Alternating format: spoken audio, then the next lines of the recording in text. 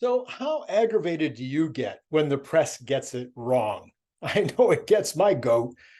I mentioned over a month ago that I thought that overall the misinformation and the intentional deceptive headlines and the horrible content was actually getting a little better, that maybe not so many folks were out to get Elon Musk and Tesla anymore. But, and I actually still think that's true, but it isn't completely gone. I can tell you that for sure. And so I got a few of the worst examples for you from the past few days. And then at the end, I've got a doozy from the Wall Street Journal. Wait until you see this one. Oh my gosh.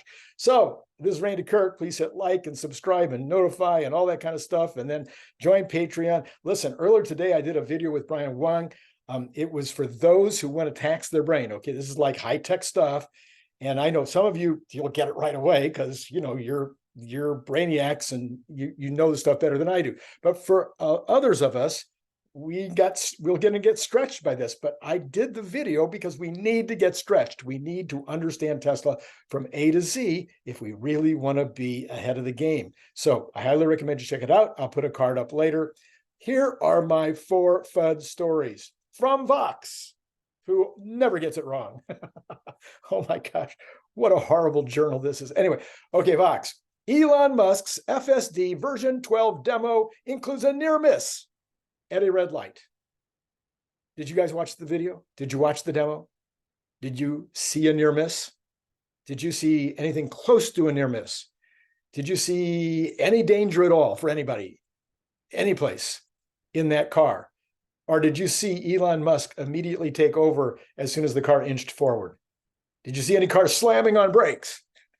Did you see anybody reaching for their seatbelt or ducking under the? No, there was no near miss here, Vox. That's really deceptive. Horrible reporting. Okay, next we have the street. I don't think the street's much better than Vox. I mean, the street, I don't read everything they do. I only read stuff that's really Tesla related. I've gotten to the point where I pretty much pass up the street if I see an article because they're reporting so horrible. I mean, it's just usually nonsense. So anyway, here's their headline. Tesla faces major roadblocks in its full self-driving plans.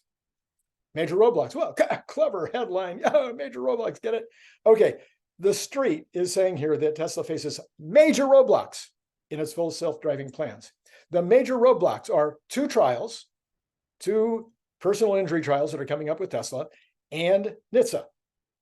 Okay, we got 2 trials. Let's say, let's take the worst case example. Let's say that in these 2 trials, Tesla is found that they were negligent, or somehow the car was negligent, the full self-driving or the driver assist or whatever they're making claims didn't operate the way it should have, or didn't operate as well as it could have, or whatever else. And the jury says, you know what, you guys, you're going to have to pay. Okay. It happens. Products fail. This is not a major roadblock. Probably whatever it was wrong has already been dealt with. Tesla's known about it for how long?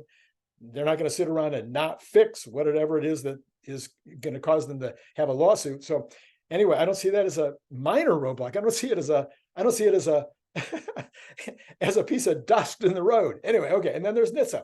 Okay, NHTSA finally, after years and years and years, how long has it been? NHTSA is finally going to come back and tell Tesla what they've seen in these 15 or 18 or 25, I forget how many accidents that they've been investigating for a very, very long time. Now, I'm sure that they've been in touch with Tesla. Tesla has probably already made changes based on what NHTSA has been telling them is in the, what their findings have been to the extent that they should. And probably whatever is in these findings is something that Tesla has already addressed and moved past. But even if there's something in there and NHTSA says, you know what, you still have to change this. Is this a major roadblock? I was a manufacturer. I had the government come in and tell me I had to make changes and stuff. It didn't slow us down for a day or a minute. So it's not a major roadblock, the street. Okay, how about the Observer? I don't have an opinion on the Observer, have no idea whether they're good or bad or indifferent. Here's the headline, though. Elon Musk tests the first non-beta Tesla FSD dash, and it's far from perfect. Oh my gosh. It makes my heart beat. They drove for 45 minutes and they had one intervention. As they drove around past construction zones with construction cones and people on bicycles and people on scooters and pedestrians through a college campus. And they went through roundabouts, about 3 or 4 of them. They went through all these different roundabouts. And they had one intervention and maybe something about being in the wrong lane. They didn't even intervene. The car got back into the right lane. I didn't even notice it. I missed it entirely. Anyway, that is considered to be far from perfect. Man, you guys, your headline is far from perfect. I don't have Fast Company in general. I think from time to time, I've seen them do some good stuff. I don't really have a clear opinion on them. I can tell you that reporting is horrible. Now, I expect Teslac to do that. I expect, Dan O'Dowd. I mean, Dan O'Dowd's been all over X for the last few days saying, oh, it missed it. It didn't do the light right. And okay, Dan, oh my goodness. Is that how you judge your own products? I don't think so. I bet he doesn't. Anyway, okay, we need to share screen for this one. Let me get over here down here and share my screen. Okay, see how fast I can do this for a change. See if I can get it done in a quick hurry here. All right, here we go. The Wall Street Journal opinion, the coming electric vehicle collision. More clever kinds of headlines here. Let's get that to stop doing that. Okay, and then we'll go back here, over here. Okay, so very clever headline. I can't wait to find out what's happening with the electric vehicle industry, that they're going to be in a collision. So let's listen, and I'll butt in from time to time. Is the electric vehicle bubble starting to deflate? A boom fueled by government subsidies helped build China into the global leader in electric cars. But now fields and scrapyards across China are littered with EVs whose technology has become outdated, and an oversaturated market has car makers bleeding red ink, with approximately 400 going bust in the past several years. It's a trend that doesn't bode well for the U.S. Oh my gosh. They have bought into this debunked story. Do they do any research at all? This story has already been debunked by multiple people, Brian White among them. Did you see, count the cars? Go back and count the cars. I bet they showed us, I don't know, 250 cars, maybe 200 cars. This was supposed to be hundreds of thousands of cars that were in these lots. And that's the way the story sounds, right? No, there's a few cars in lots, and some of them are not even EVs, and some of them are not BEVs, and some of them are probably still going to be sold. So I'm sorry, this is completely debunked. There's nothing going on in China that says that they don't still have a robust market for EVs. There's nothing going on in the United States that says that we don't still have a robust market here. All of the markets are going up in EVs. And this is absolute nonsense and a total joke. You go ahead and do your own homework. Take a look at all the major companies in China whose sales are going crazy. Yeah, hundreds of new startups came along and thought they should be in the business. There was even one real estate company that decided they were going to make electric cars. Well, everybody's not going to make it in that kind of a situation. So yeah, some of them have gone bankrupt, but the major players, they're still doing just fine. Thank you very much. In fact, I'll be doing a video later this week where we're going to look at who are the major players and how many cars are they making now and how many do I think they'll make in the future. It is going to be a fascinating video. You're definitely going to want to see that, hopefully tomorrow or the next day. All right, let's go on from here. It doesn't get better. As the Biden administration imitates Beijing's industrial policy. We're back with Dan Henninger and Kim Strauss. We're also joined by Wall Street Journal columnist Alicia Finley. So, Kim, what is going on in China? Did they just make a huge mistake subsidizing all of these EV makers? Yeah, massive subsidies, a whole bunch of direct financing. And they certainly got their wish, hundreds and hundreds of EV makers. I mean, Paul, you had everyone piling into this market. There's even a big real estate company over there that went into EV as if that's their speciality. But now you're seeing price wars going on over there, people having to slash costs to try to get more people to buy this. People are going out of business. You're seeing those cars pile up on lots all over the place. And here's the thing, Paul, it's likely to get worse because softening demand is expected in China going forward as the economies there and here become a little bit more dicey. So this is the Wall Street Journal. We assume that people that speak on the Wall Street Journal know something about business. They know something about how business works, how new markets work, how especially disruptive market works, how the automotive market works. But apparently they don't know anything about any of those things. So yes, China put together some opportunities over there because they wanted to grow their industry fast, and boy, have they grown it fast. They are way out ahead of the United States. They're way out ahead of Germany. They're way out ahead of Europe. They're ahead of all the other makers around the world, except for Tesla, who has, of course, a factory there in China as well. And they should be getting plaudits for what they've done in terms of BEVs. And what are they getting? They're getting this nonsense about how there's slackening demand. There's no such suggestion that there's slackening demand. Now, their economy might be in a little bit of trouble, but people will still be buying new cars and they're going to be buying BEVs. Yes, there's a price war. It's a price war going on. BYD's numbers just came out today. Their most recent numbers came out today, and I think their profit tripled over the last print. So no, this is, again, horrible reporting. I mean, it's really, really bad. This is going to get a lot worse before if it ever gets better. Alicia, what's the situation in the United States for electric vehicles? We know that the Biden administration is shoveling enormous subsidies, both for the consumers to buy them, $7,500 a car, electric vehicle, but also for the companies themselves and the battery makers, all to move into EV production. Are we doing too much here that could create trouble? Well, what's really stunning is that the automakers, aside from Tesla, are still losing a lot of money on these EVs despite the subsidies. The battery manufacturing tax credits from the Inflation Reduction Act can reduce the cost of manufacturing batteries by about 40%. And again, the cost of manufacturing batteries is actually the biggest component of an EV. And as well as you mentioned, the $75 to $100 tax credit for buying EVs, states also offer around $4,000 to $5,000 in rebates for buying EVs. Nonetheless, EVs are still losing money, about 20%, 30% margin. Ford recently announced that it expects to lose $4.5 billion on its EV sales. Again, I'm just flabbergasted. This is the Wall Street Journal. I expect better from the Wall Street Journal. This is Business 101. You don't even have to go to college. You could probably learn this in high school in a business class. These companies have brand new products. They're just putting them out there. Tesla lost money on their cars in the first few years.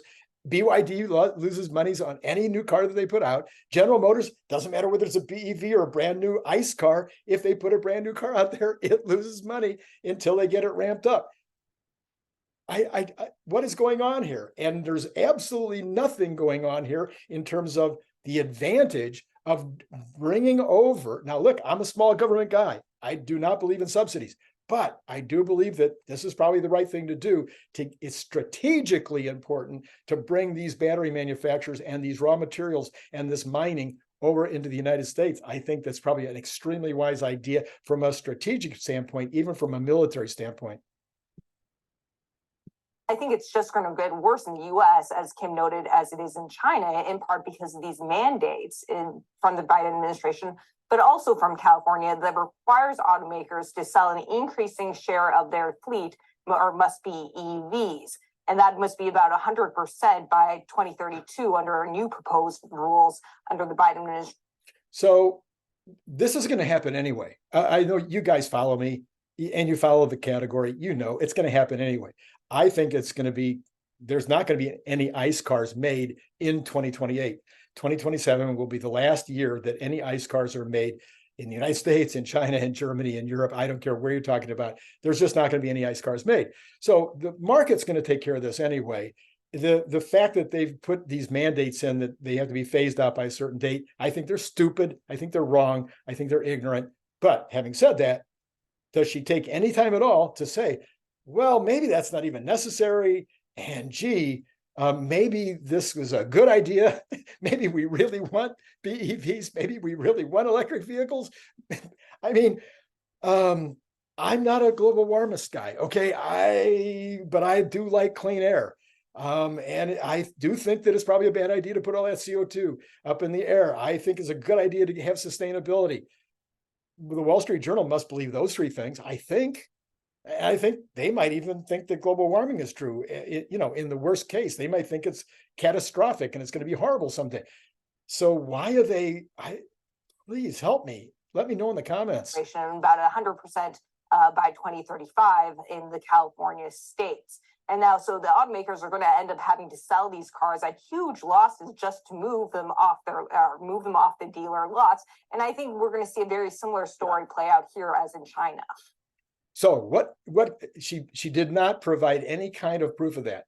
She didn't say, because the economy is going in the toilet, because there is not enough demand for these. Now, she could have said that. She didn't say that, though. She didn't say there's no demand for these. Now, there sometimes is not going to be demand for certain versions, and those versions are going to go away. And there's going to be companies that are going to go away because they do not create a compelling product at a compelling price. Elon Musk says, if you're not providing a compelling product at a compelling price, you should not be in business. So there's going to be products. I would say there's a pretty good chance that some of the items, even that General Motors and Ford are talking about putting out, don't sound that compelling, and they're probably going to lose money on them, and they're probably going to close down those lines. But that doesn't mean that there's not a market if there is product out there, like some of the products that are selling very well, thank you, in the United States and in China and in Europe, all of which are seeing dramatic year-over-year gains. In fact, the overall year-over-year gain this year for BEVs versus last year is going to be a 50% increase, from roughly 12 million or 11 million to 17 million in a single year worldwide. Does that sound like there's a lack of demand?